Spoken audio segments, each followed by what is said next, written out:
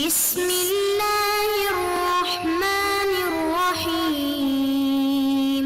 السلام علیکم ورحمۃ اللہ وبرکاتہ۔ بسم اللہ الرحمن الرحیم۔ عزیز طلباء اکرام، اسلامیات کے مضمون فقہ و اصول الفقہ کا آج ہمارا سبق نمبر 183 ہے، جس کا عنوان ہے کتاب النکاح کا الباب الثانی، اور آج انشاءاللہ ہم المسألۃ الثانیہ سے پڑھیں گے۔ تو نیا سبق شروع کرنے سے پہلے ہم پچھلے سبق کا خلاصہ دیکھتے ہیں۔ پچھلے سبق میں ہم نے سب سے پہلے عبارت کا ترجمہ اور عبارت کی مختصر تشریح پڑھی تھی،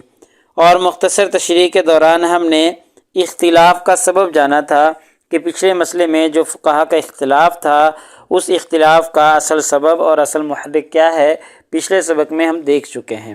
ایسے ہی پچھلے سبق میں ہم نے پڑھا تھا کہ نکاح کے لیے گواہی کے شرط و عدم شرط میں فقہا کے جو اقوال تھے وہ ہم نے مختصراً دیکھے تھے۔ مصنف نے ان کو بیان کیا تھا کہ کچھ کے نزدیک شرط ہے گواہی اور کچھ کے نزدیک شرط نہیں ہے۔ ایسے ہی پچھلے مسئلے میں ہم نے تیسری فصل دوسرے باب کی جو تھی وہ شروع کی تھی، اور اس کی پھر ہم نے ابواب بندی بھی پچھلے سبق میں کی تھی کہ تیسری فصل کو مصنف نے کتنے موضوعات میں تقسیم کیا ہے، پھر ہر موضوع کو فردر کتنی تقسیمات میں ڈیوائیڈ کیا ہے، تقسیم کیا ہے، تفصیل سے ہم نے دیکھا تھا۔ ایسے ہی تو پھر جو تیسری فصل کے ابواب بندی کے بعد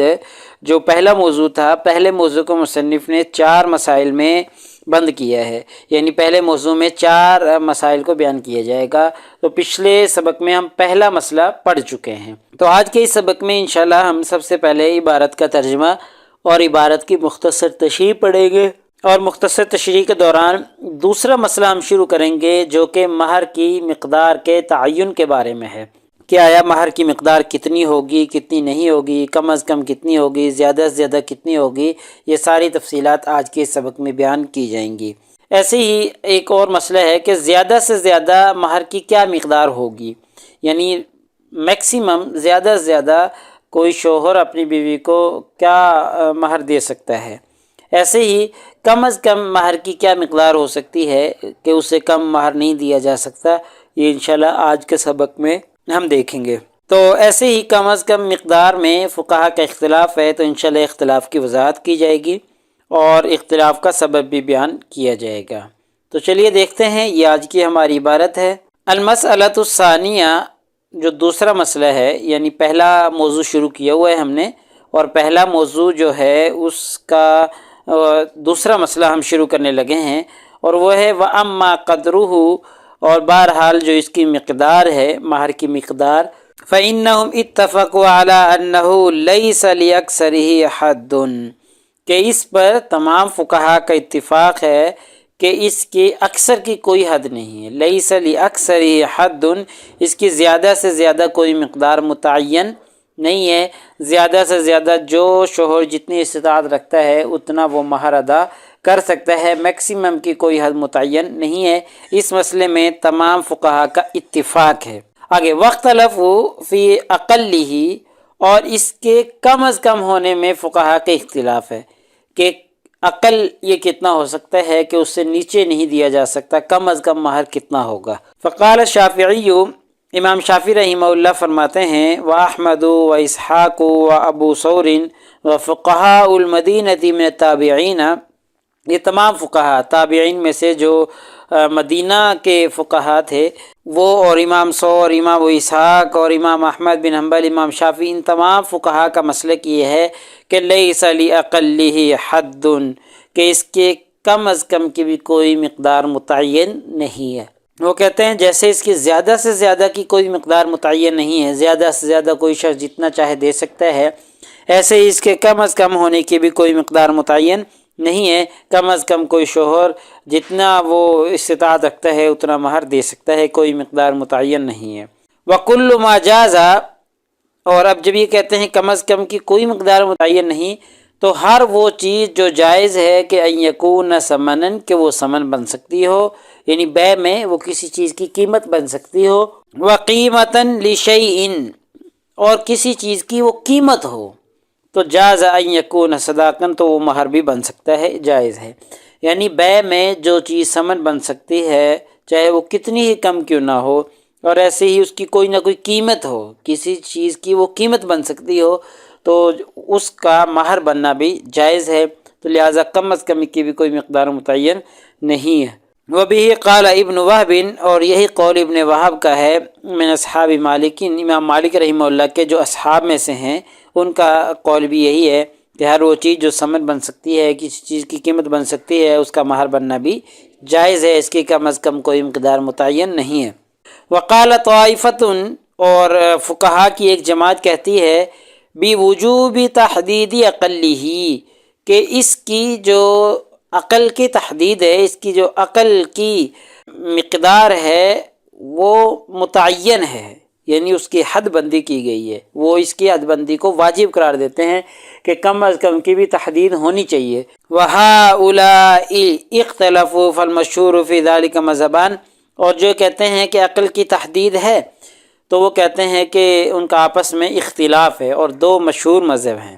ٹھیک ہے، یعنی فقہا کی ایک جماعت کے نزدیک اس کی کم از کم کی مقدار متعین ہے مہر کی، اور ان کا پھر آپس میں اختلاف ہے، اور دو مذاہب ہیں۔ احدہما، ان دونوں مذاہب میں سے پہلا مذہب ہے مذہب مالک و اصحابہ، امام مالک رحمہ اللہ کا مذہب اور ان کے اصحاب کا مذہب۔ والثانی، اور دوسرا مذہب جو ہے مذہب ابی حنیفہ و اصحابہ،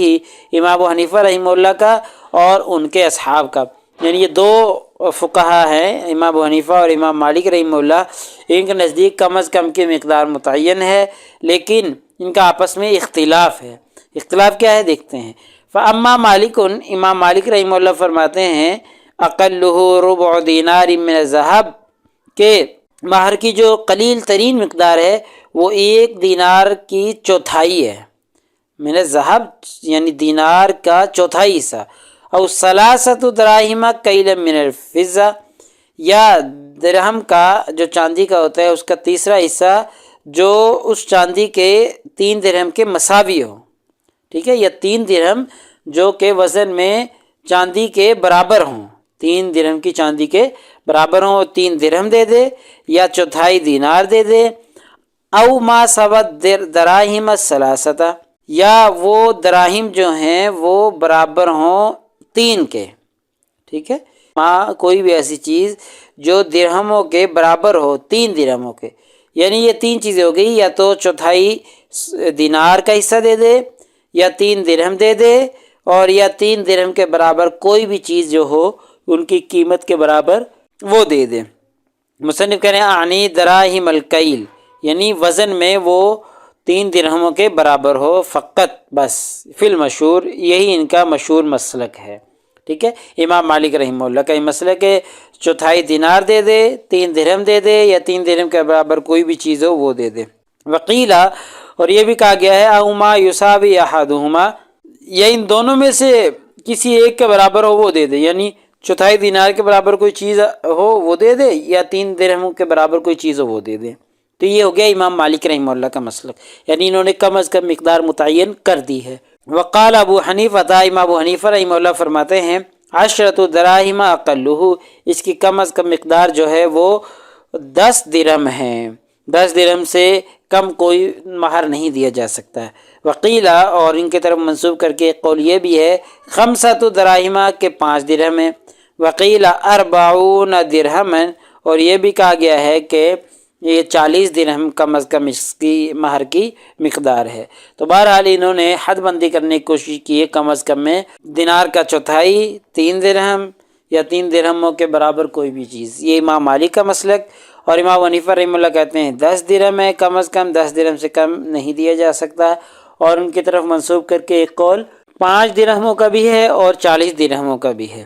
وسبب اختلافہم، یہاں سے اختلاف کا سبب بیان کیا جا رہا ہے، فی تقدیری، یعنی مقدار متعین کرنے میں جو اختلاف واقع ہوا ہے، اس اختلاف کا سببان، 2 سبب ہیں، اس اختلاف کا سبب ایک نہیں بلکہ 2 سبب ہیں۔ احدہما، ان دونوں میں سے ایک سبب یہ ہے کہ ترددہ بین ان یکون عوضا من الاعواض، کہ یہ اس بات میں تردد ہو گیا، شک ہو گیا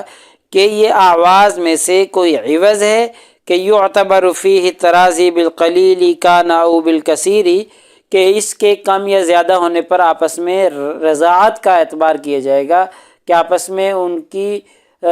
خوشنودی ہو، آپس میں وہ راضی ہوں، تو قلیل یا کم ہونے میں، کثیر یا زیادہ ہونے میں اس کا اعتبار کیا جائے گا۔ جیسے کوئی سامان ہم خریدتے ہیں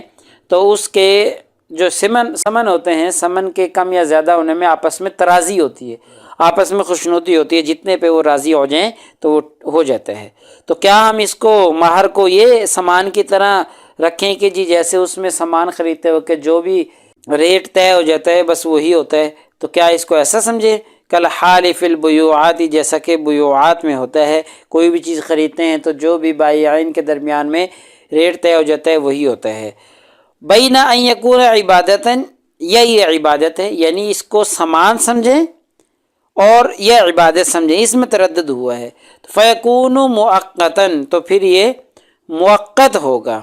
ٹھیک ہے، متعین ہوگا۔ وذالک انہ من جہت انہ یملک بہ علی المرأۃ منافعها علی الدوام یشبہ العوض۔ اب اس میں دونوں طرح کی تشبیہ پائی جاتی ہے، عبادت کی بھی پائی جاتی ہے اور عوض کی بھی پائی جاتی ہے۔ کیسے؟ عوض کی ایسے ہے کہ انہ من جہت، ایک طریقے سے کہ شوہر مالک ہو جاتا ہے عورت کا کہ اس سے وہ ہمیشہ ہمیشہ منفیت حاصل کرتا رہے، ٹھیک ہے، تو یشبہ العوض، اس طریقے سے یہ سامان کے عوض کے مشابہ ہے،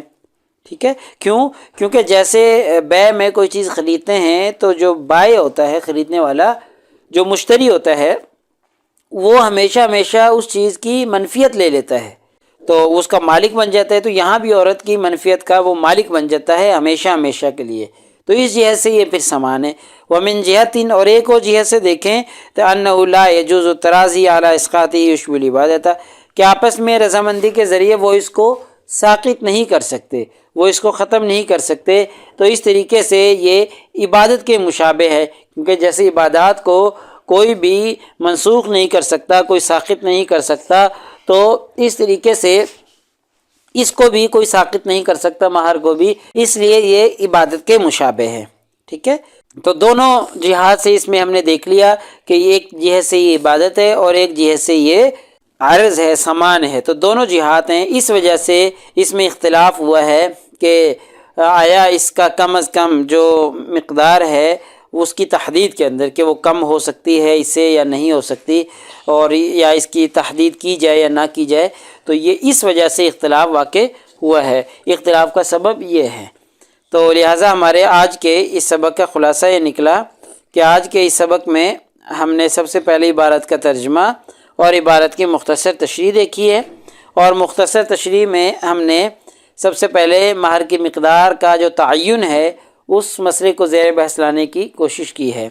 ایسے ہی زیادہ سے زیادہ مہر کی کیا مقدار ہو سکتی ہے، اس کو ہم نے دیکھا ہے کہ اس میں فقہاء کا اتفاق ہے کہ زیادہ سے زیادہ مہر کی مقدار کا کوئی تعین نہیں ہے، اس کی کوئی تحدید نہیں ہے، کوئی جتنی چاہے دے سکتا ہے۔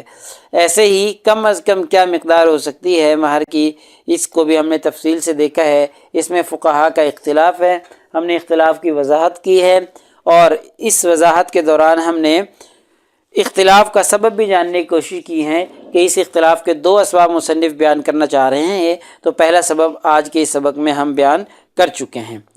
تو پیپر میں پوچھے جانے والے سوالات سے متعلق اگر ہم گفتگو کریں تو ایک سوال یہ ہے کہ جی مذکورہ عبارت کا ترجمہ اور تشریح کریں، اور ایسے ہی دوسرا سوال ہے کہ مہر کی کم از کم کیا مقدار ہوتی ہے، فقہاء کے اقوال کی روشنی میں اسے بیان کریں۔ تو کم از کم مہر کے تعین کے بارے میں، اس کی مقدار کے بارے میں ہم نے گفتگو آج کے سبق میں کی ہے، اور فقہاء کے اقوال کو بھی ہم نے دیکھ لیا ہے۔ ایسے ہی اگلے سبق نمبر 184 میں انشاءاللہ ہم کتاب النکاح کا الباب الثانی چلتا رہے گا، پڑھیں گے اس کو، اور انشاءاللہ والسبب الثانی سے اگلے سبق میں ہم پڑھیں گے، کیونکہ پہلا سبب جو ہے وہ ہم نے آج کے سبق میں دیکھ لیا، دوسرا سبب جو ہے سبب ثانی وہ سبق نمبر 184 میں دیکھیں گے۔ جزاکم اللہ خیر، السلام علیکم ورحمۃ اللہ وبرکاتہ۔ اللہ پاک آپ سب لوگوں کا حامی و ناصر ہو۔ اگلے سبق تک اجازت چاہتا ہوں۔ اللہ تعالیٰ آپ سب لوگوں کو کامیابیاں اور ترقیاں نصیب فرمائے۔